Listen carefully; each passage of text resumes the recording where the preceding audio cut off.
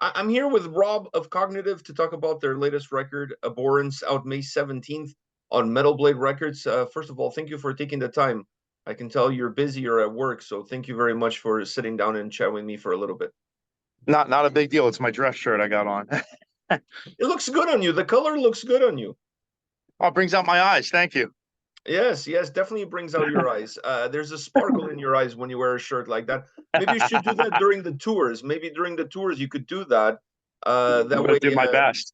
yeah, maybe sit behind the merch wearing a shirt like that. That would bring the attention towards you. Sell us a few extra t-shirts. Shh, you're giving away our secrets.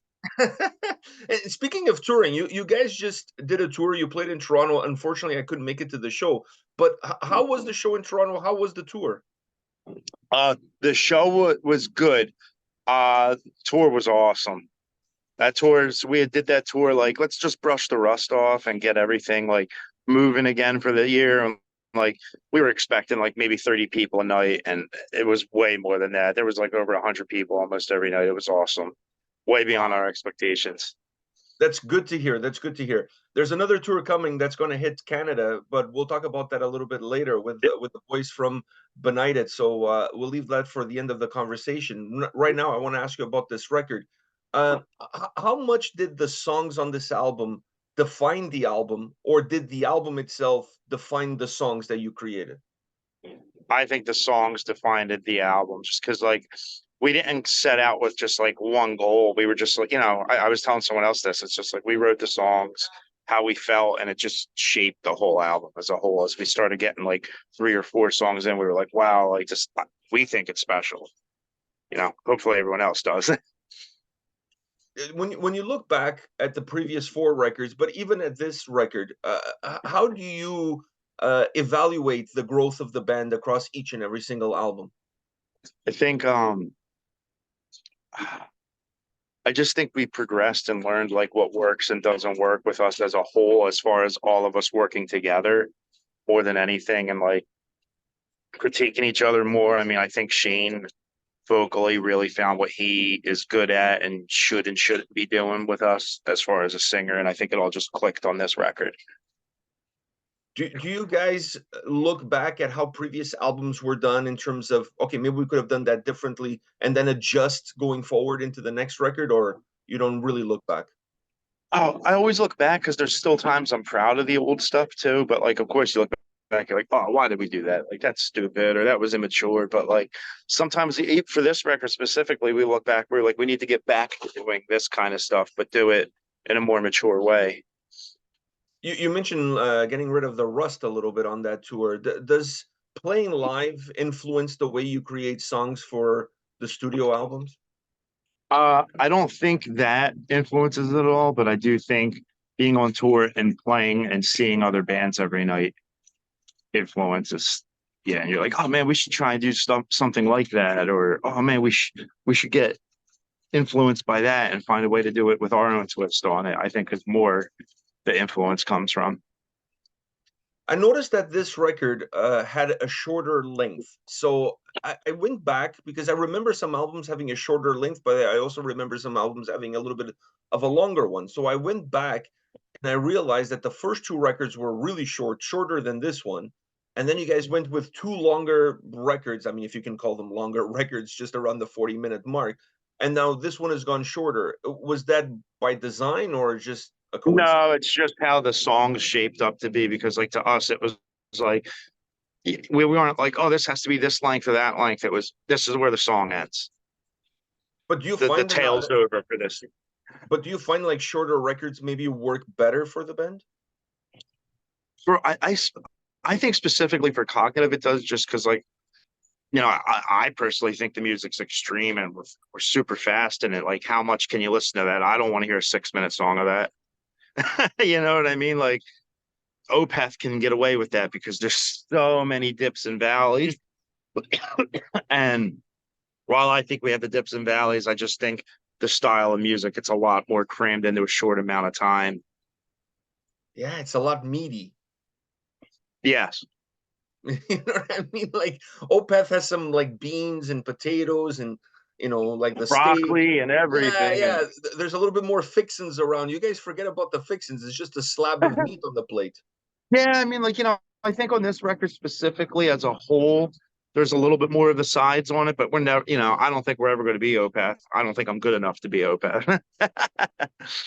I think you guys are who you are, and that's exactly what fans want. I thought the album did have quite a few ebbs and flows, not super defined ebbs and flows, but ebbs and flows nevertheless. And I just felt that if the album was any longer, it would have made the experience extremely difficult, because it's hard to sit down and listen to 45 minutes, 50 minutes of as heavy hitting music as you guys created on this record.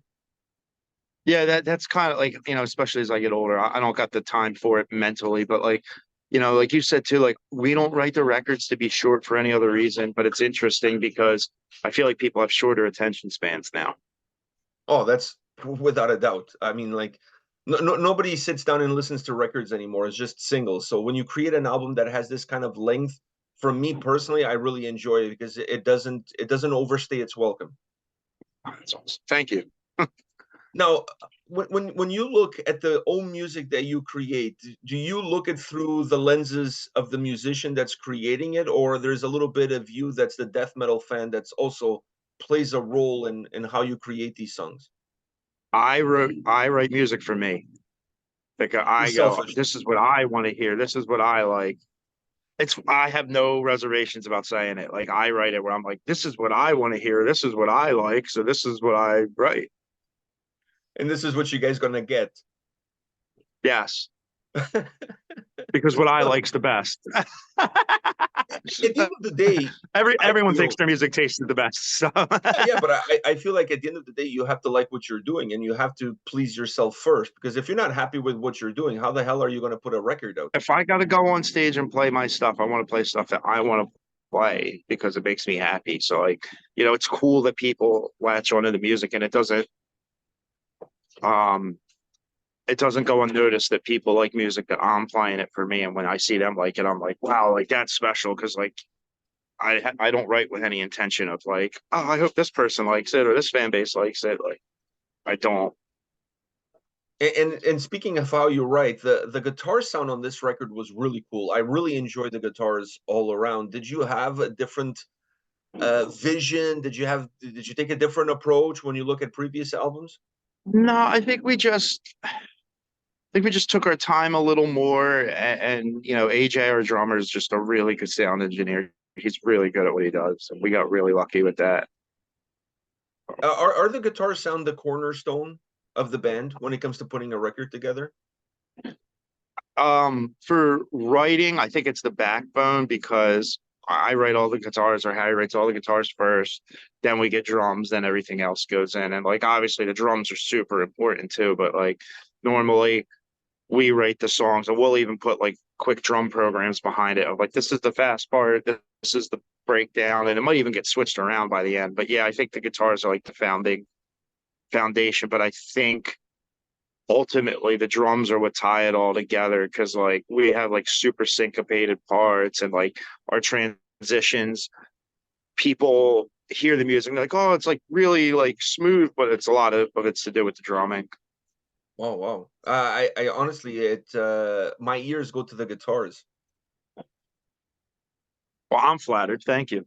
And that's they go to the guitars and that's where they stay. You know what I mean? Like I was glued to this record. The guitar sound I just thought was very captivating. You guys created this duality that on one side the heavier side of the guitar sound tied up really well with the drums, but then the more penetrating riffs, the more cutting through riffs separated themselves from the drums.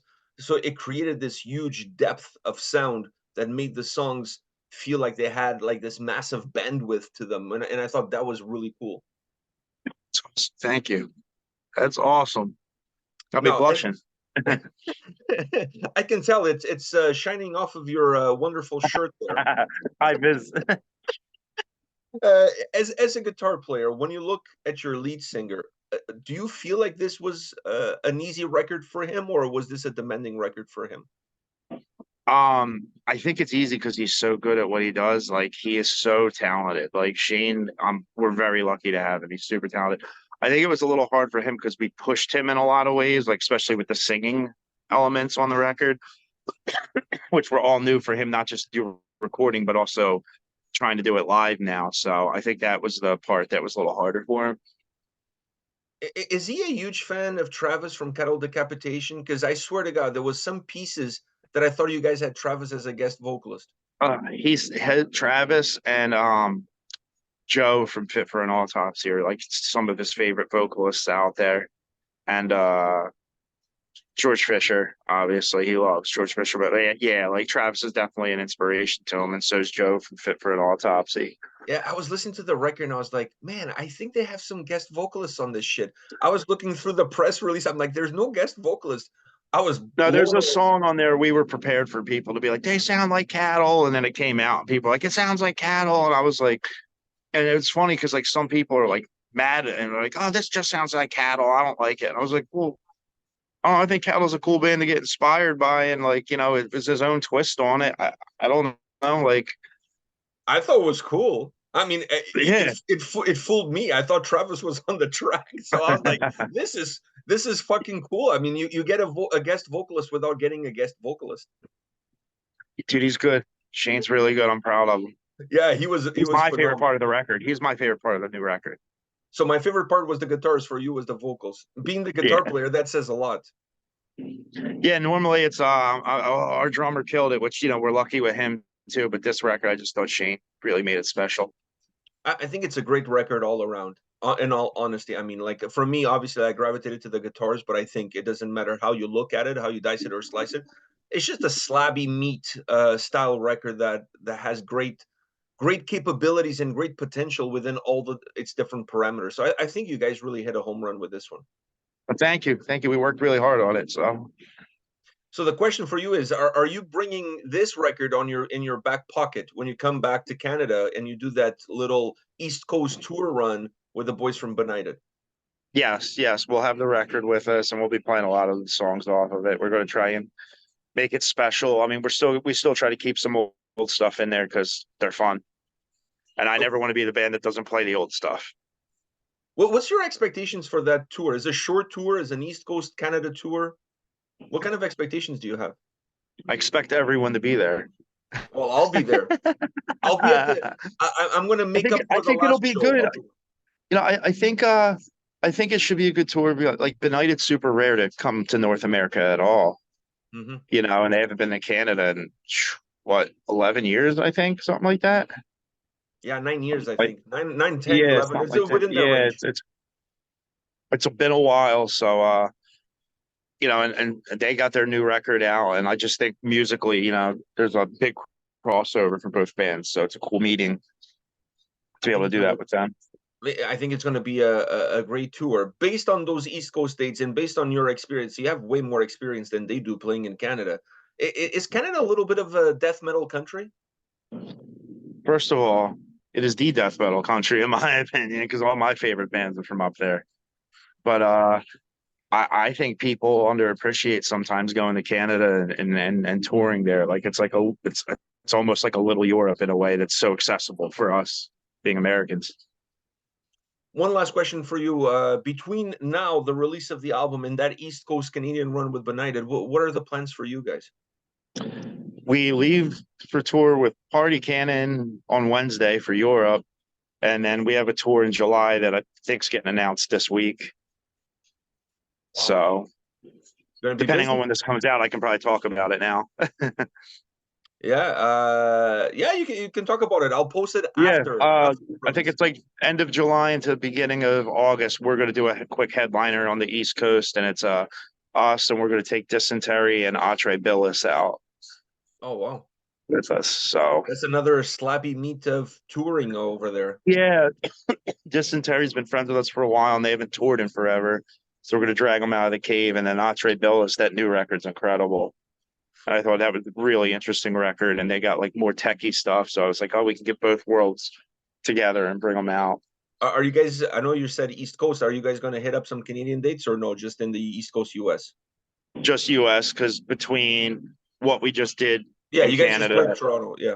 and then obviously in August and then in September, and then we'll be in Toronto and Montreal for 2 days in November with a very special tour.